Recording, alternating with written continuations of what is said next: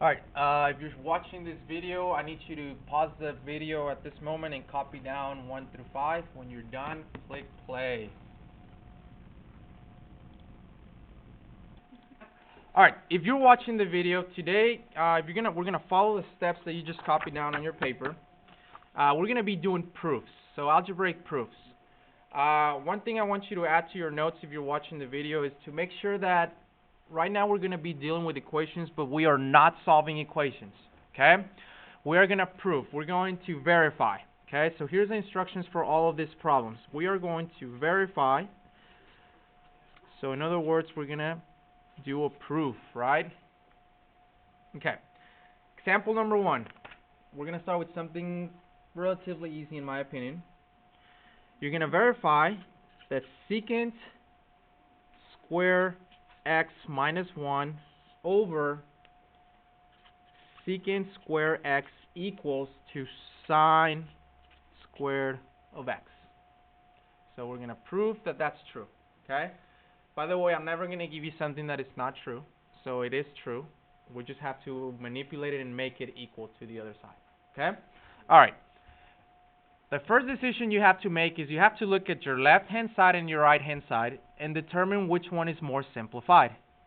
Hopefully this one is, you can tell right away that this is the simplest it's going to get, right? So that means we are not going to be working on this side at all. We need to be working on the left-hand side so that it matches the right-hand side, okay? So because we are doing a proof, every step you take, you must bring down the sine square, okay? And we're going to manipulate the left-hand side. So let's do this. This is just like 5.1. What can I do to the left-hand side? Where can I start? Yes, sir. Fantastic. Why? Okay. So I have, if you're watching the video, hopefully you have your identities next to you. But if you're in class, look at the board. You know that 1 plus tangent square x equals to secant square x, right? But if I want it to be secant square x minus 1, that means I need to take the 1 to the other side, right? So that will leave you just with tangent. So would you say that secant square x minus 1 is the same thing as tangent squared x? Good. Tangent squared x over secant squared x equals to sine squared x. Good. Alright, so at this point, I kind of simplified it a little bit, but I feel like I can go further. The way to know that this is not simplified, I'm going to be honest, you can never have a secant, a cosecant, or a cotangent on the denominator of a fraction. Cool? Alright, what can I continue doing?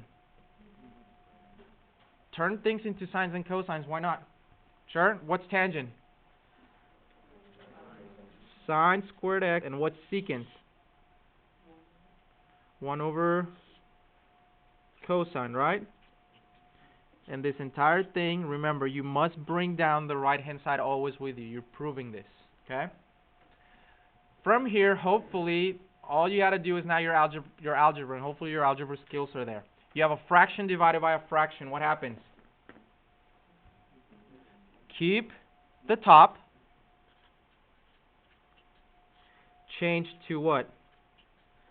Multiplication, and flip the denominator. So in this case, it becomes over 1, right? You guys with me? Now, from here, what's going to happen? You're multiplying right across, right? This times that, and this times that. However, what do you notice?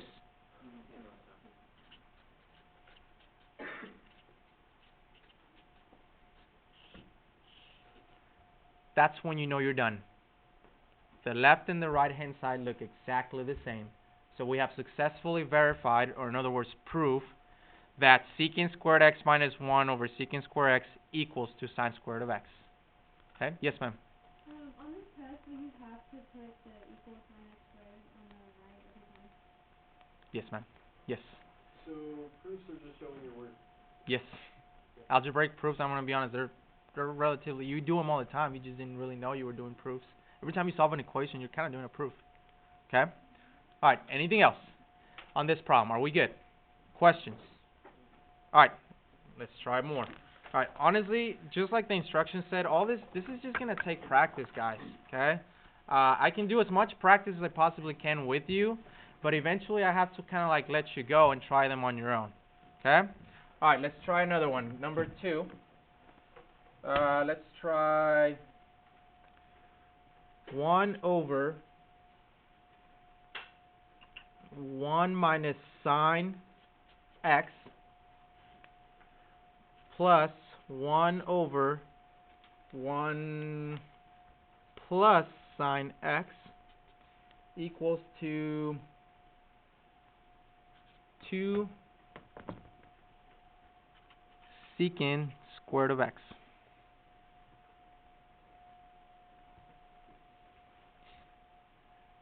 Again, it's very obvious in which side we have to work for this problem, on the left-hand side.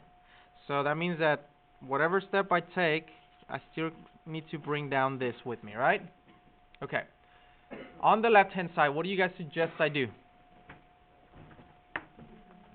I have two fractions being added together. Go back to just simple math. In order to add two fractions, you must have what in common? You need a common denominator, right? So this fraction, I have 1 over 1 minus sine x, agreed? Remember that the easiest way to get a common denominator is to take the denominator from one fraction and multiply by the denominator of the other one, right? So I need to multiply this one by 1 plus sine. What you do to the bottom, you do to the top, agreed? Plus, this one you have 1 over 1 plus sine x. What do you need to multiply by? 1 minus sine x. What you do to the bottom, you do to the top. Okay? Alright, from here is just algebra. Hopefully you're good at this. 1 times 1 plus sine x is simply 1 plus sine x. Over 1 minus sine x times 1 plus sine x. Doesn't that look like the difference of squares but kind of backwards? Like it's already factored out for you? Well, if you don't see that, that's fine. You can distribute this out. 1 times 1 is 1. 1 times positive sine is positive sine. Negative sine times positive 1 is negative sine. So they're going to cancel away. And negative sine times positive sine becomes negative sine squared x. Plus 1 times 1 minus sine x is simply 1 minus sine x.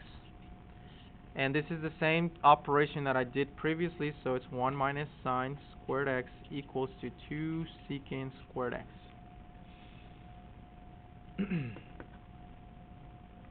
Awesome. I have common denominators. What can you do now?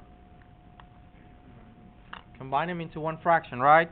So this becomes 1 plus sine x plus 1 minus sine x all over 1 minus sine squared x equals to 2 secant squared x.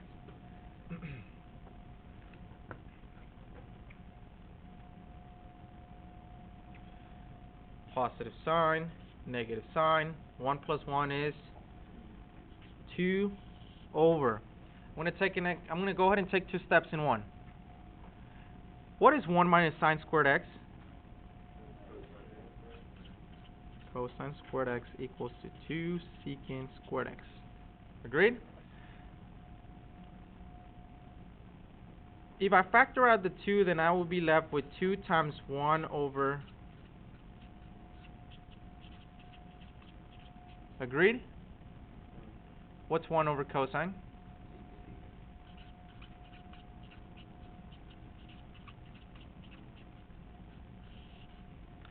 If you can go from this step to this step, I'm totally fine. You don't have to do this middle step. Okay? But if you need it, then write it down. It's not a problem.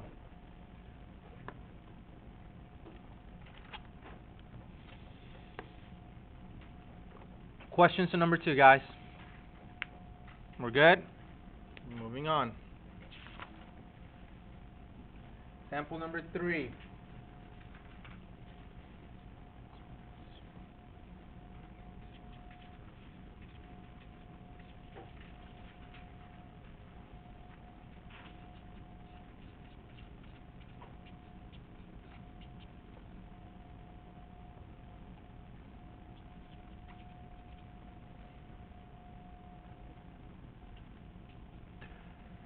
tangent squared of x plus 1 times cosine squared of x minus 1 equals to negative tangent, actually this is a square, I'm sorry, negative tangent squared of x.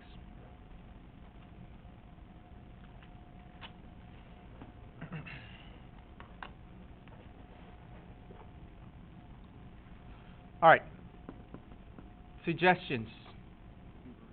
Convert what? We could, and I'm totally fine with that, but there's something I can do so that I can reduce my work. What do you see, Aniket? This is an identity. What's tangent squared x plus 1? Secant. So remember, anytime you're able to substitute something in, do it before you try to turn everything into sine and cosine.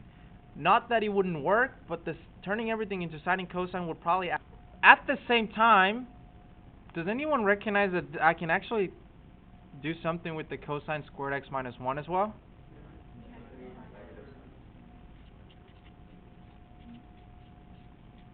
Why is it negative sine squared x?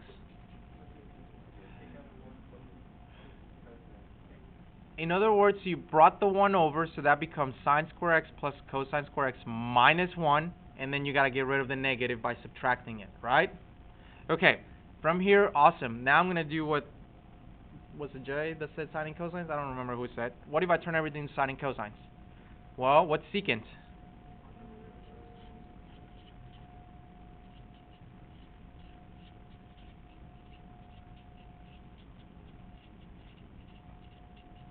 Right? And then this becomes what?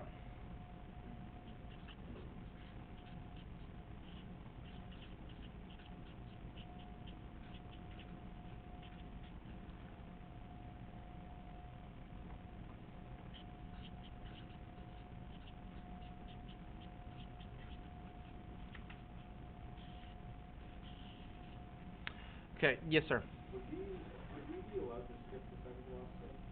Absolutely. If you can recognize, I'm going to be honest. I have some students that can recognize from here to the last step. I'm okay with that. I understand that secant times sine, that's going to give me like tangent, but it's negative, so negative tangent. So if you don't need this middle two steps, I'm okay with it. If you don't need this step right here, I'm okay with it. Cool? Questions so far? Yes, ma'am.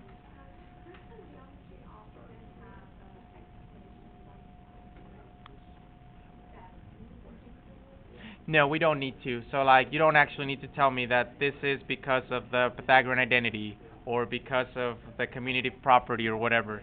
So it's going to be a little easier. Cool? So in other words, you don't need a statement. Okay? All right. Questions on this one? All right. Let's go to problem number 4, and we're halfway done. Okay, so tangent x plus cotangent x equals to secant x cosecant x. Tangent x plus cotangent x equals secant x times cosecant x. And here you have to make a decision. Which side is more simplified? The most simplified? It all depends on if you know the definition of a term. How many terms are there on the left-hand side? 2. How many terms are there on the right-hand side? 1. Terms are separated by plus or minuses, not by multiplication. The most simplified is the one that has less terms. So I'm going to ask you again, what's the most simplified side? So I need to be then dealing with the left. Okay?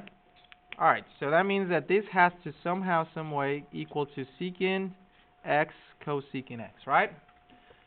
Suggestions. Sines and cosines. I don't see anything else either. So sine over cosine plus cosine over sine. Cool? And then I'm like, well, okay. How is that going to help me? Common denominators. Sine over cosine. So I multiply by sine, right? And then this one I have cosine x over sine x, so I need to multiply by cosine, right? And I ran out of space, so that's going to equal to secant x cosecant x, right? Okay, again, I'm going to be honest. This step is unnecessary if you see what's going to happen. What's sine times sine? And what's cosine times cosine? All over sine x cosine x equals secant x cosecant x. Agreed? Now what?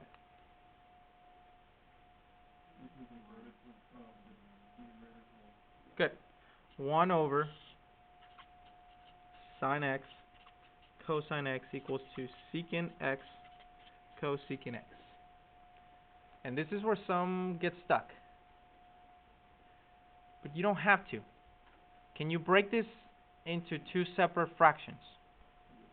What times what gives you 1?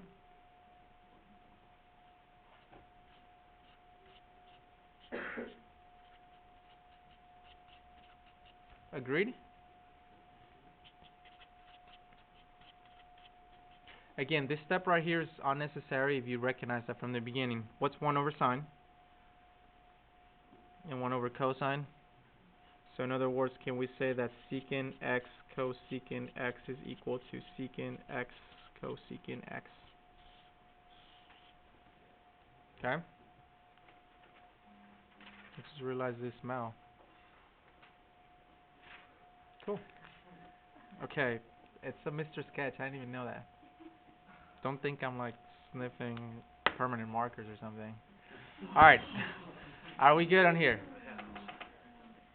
Alright. Are we getting the hang of this, guys? So notice we're actually doing the same thing as 5.1. We're not really doing anything different. Okay? Alright, so we got, what was that, example number 4? So we got 3 more. Okay. Number 5. Number 5 is a challenging one, but not really.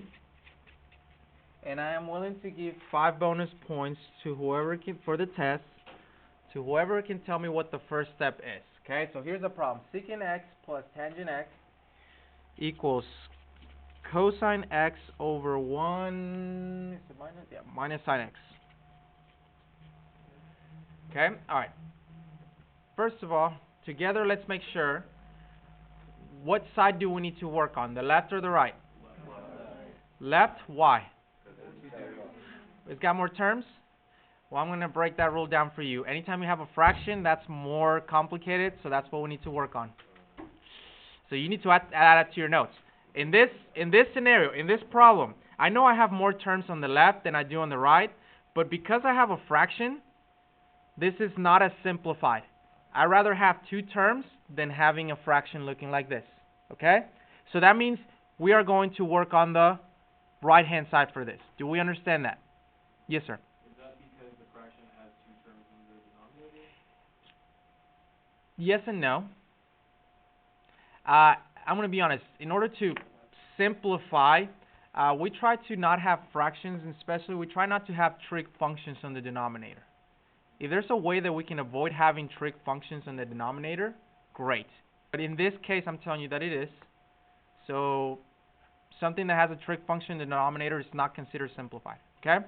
Alright, so now that you know that we need to work on the right-hand side, who can tell me what the first step is? 5 extra points on the test. Okay? I saw Danny first. Go. Ooh. We can't do that, and I'm going to go to the side here for the video so for you guys to see it. Here's what we know. We know that cosine square x plus sine square x equals to 1, right? So I've seen a lot of people ask me to do this. So they're like, what if I do this? Then they tell me that that's the same thing as this. But it isn't. Why not? That plus sign messes things up. Okay? Now, the way I prove that to you, let's just go back to simple algebra. Remember how this came from the Pythagorean theorem? Which was a squared plus b squared equals to c squared. So if I take the same logic that some students take there and I do that, then they would say that A plus B equals to C, right? Using that logic. Well, we can prove that by using just a regular triangle, and we're going to use one that we all know, right? We know that 3 squared plus 4 squared is going to give you 5 squared. We know that, right? But then, does it show that this is true? Is A plus B C? 3 plus 4 is not 5. So therefore, we can't do that. Good try. Then I saw another hand over there first. So what you got?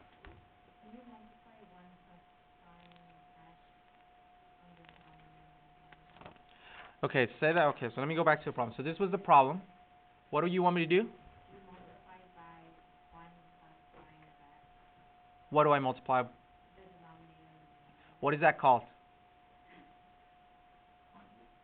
The conjugate. That was back in Algebra 2. Do you guys remember conjugates? Okay, if you don't, then I'm going to go to the side again, and I'm going to add this to your notes if I were you. Conjugates. So this was back in Algebra 2. Conjugate. So I'm just going to give you examples of conjugates, just because we're actually going to talk about conjugates in this class later on in second semester.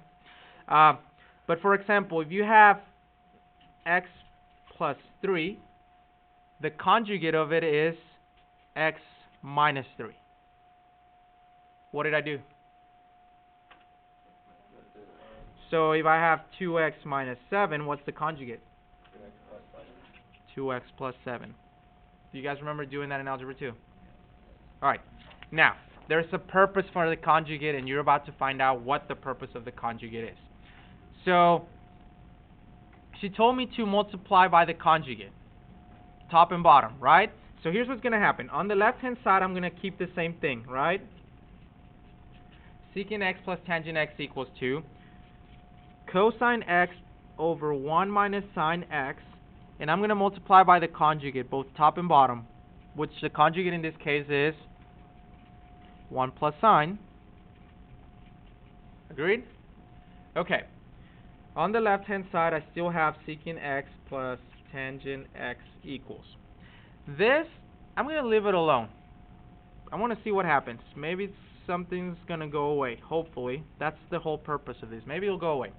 However, on the denominator, here is the purpose of the conjugate. You ready?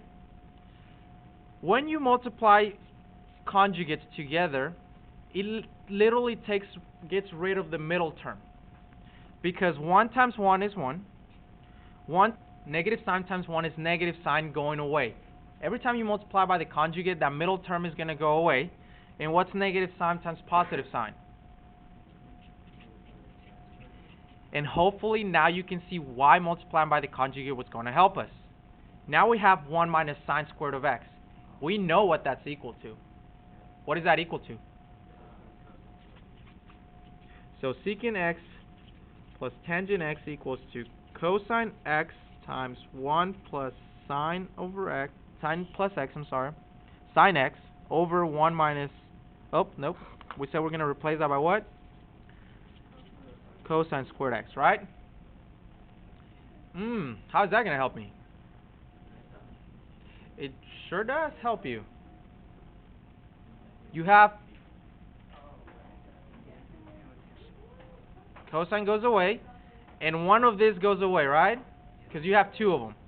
So technically you're left with secant x plus tangent x equals to 1 plus sine x over cosine x. Agreed? Did I lose anyone on that step? Because remember that cosine squared x is the same thing as cosine times cosine, right? Alright, now here's my question. You can always use your other side to know where you're going. So I need to get two terms. Right now I have one fraction. In order for me to get two terms, I'm going to need to break this up into two different fractions. How can I make that happen? 1 over cosine plus sine over cosine. And hopefully now you recognize what's going to happen. What's 1 over cosine? Secant x plus tangent x equals to secant x plus tangent of x. Alright, what was the key to that problem, honestly? The conjugate. Okay. One of the questions I always get is like, how do I know when to use a conjugate? I don't have an exact answer because it varies. But for the purpose of what we're doing right now, anytime you see, let me go back to the beginning problem, a denominator where you have a constant plus or minus a trig function, and you can't think of anything else to do, conjugate. Cool? All right. Moving on. All right. This takes us to, I got two more examples, so let's try this one. I haven't tried this one with any other class, so let's try this one on this class. Cosecant to the fourth power of x times cotangent of x equals cosecant squared times cotangent x. I lost my thought. Plus cotangent. I couldn't fit it in there. Oh. All right, let me rewrite it. Sorry. Let me go this. I mean, you still have the right thing. Sorry. God. Cosecant to the fourth power times cotangent x equals cosecant squared times cotangent x plus cotangent to the third power of x. Alright. Question number one for you. Can I combine this cotangent x plus cotangent cubic x? No, you can't. It's the same thing like saying x plus x squared. Those don't combine, right? If they were being multiplied, that would be a whole different story, right? But they're being added. Alright. First of all, right away you can tell me which side I need to be working on, hopefully. The right-hand side, right? Suggestions?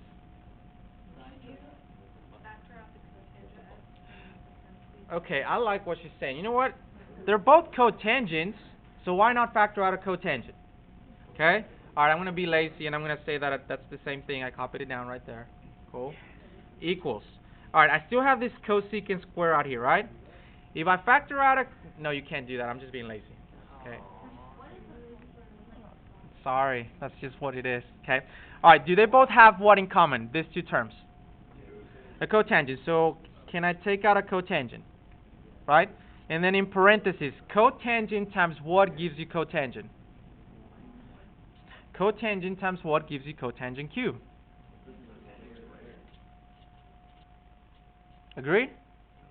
Okay, so again, I'm going to be lazy and I'm going to pretend I'm copying all that down. Equals to. What is 1 plus cotangent squared? Cosecant squared, right? So then you have cosecant squared x, cotangent x. And I'm like, wait a second. I think I'm done. Almost. Because the expression on the left-hand side says cosecant to the fourth power of x, cotangent of x. Well, what's cosecant squared times cosecant squared?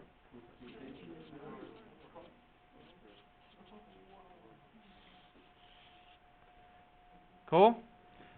What I wanted to show you that problem is that I don't want you to be intimidated by powers that are higher than 2. Okay? Still think of factoring. Still think of substitutions, etc., etc. Okay? Alright, any questions on this one? Alright, which takes us to the very last problem, and I saved the best for last. Okay?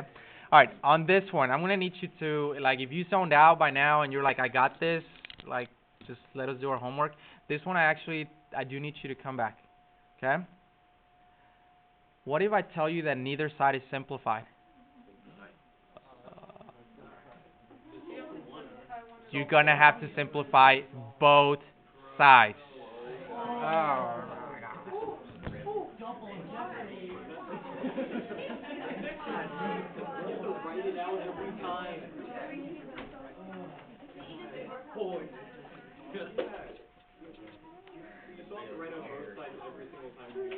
Yes, sir? Okay. Write down the problem. No matter what. Yes. All right, guys, write down the problem. And first of all, let's make sure we all understand why neither side is simplified. Well, first of all, they're both fractions. They both have what on the denominator? Trig functions. Yes, they do have theta. Yes, ma'am. Doesn't matter. Okay, that's a good question. I could use any variable. Okay, so I could have said cotangent of y.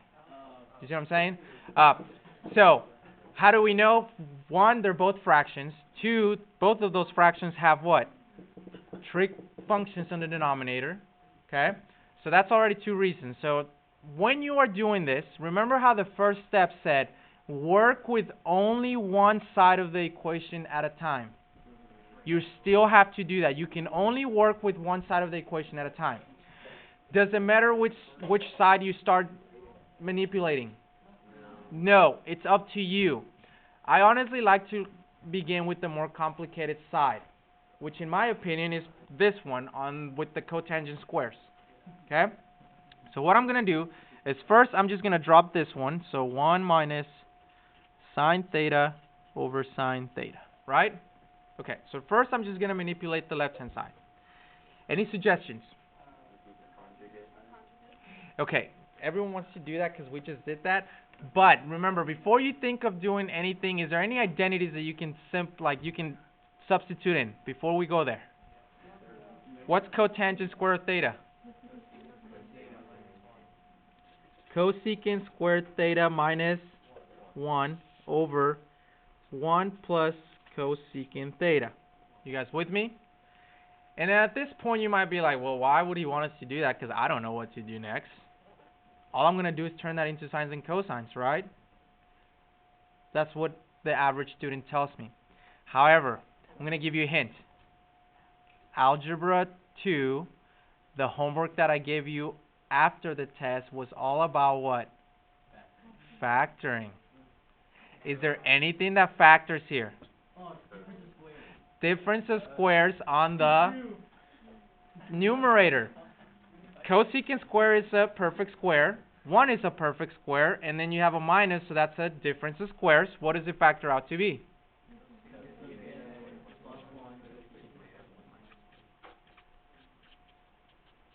All over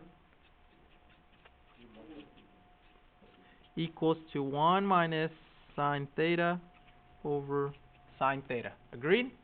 And at that point, I'm very happy because what's going to happen?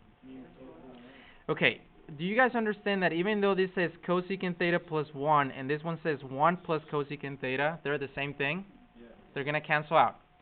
And I'm very happy because I'm left with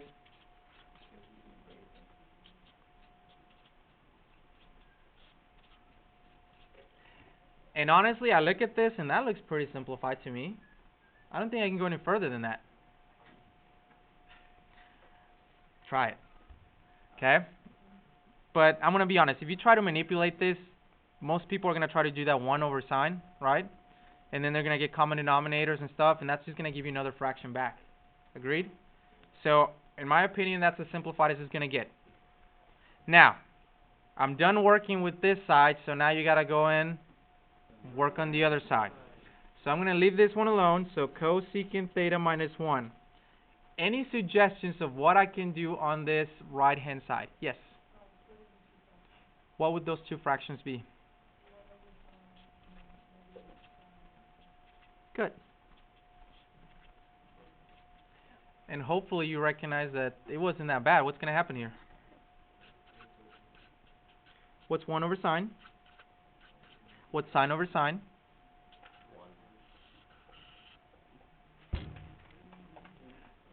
Cool?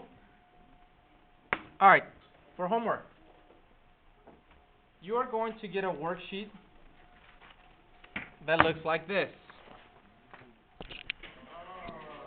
Alright, first of all, I did the same instructions as homework 1. You're only responsible for 1 through 11 for homework. 12 through 20, we're going to use later before we take the test. Okay, so don't work on this ones. Leave those for review day. Okay? When you get this, I'm going to want you to make a change into your, I have a typo here. So if you're watching the video, make sure you make this change. Notice how it says cotangent x minus cosecant x squared. It should actually say cosecant x minus cotangent x squared. Okay? Alright, that's all I got for you today. Thank you for watching.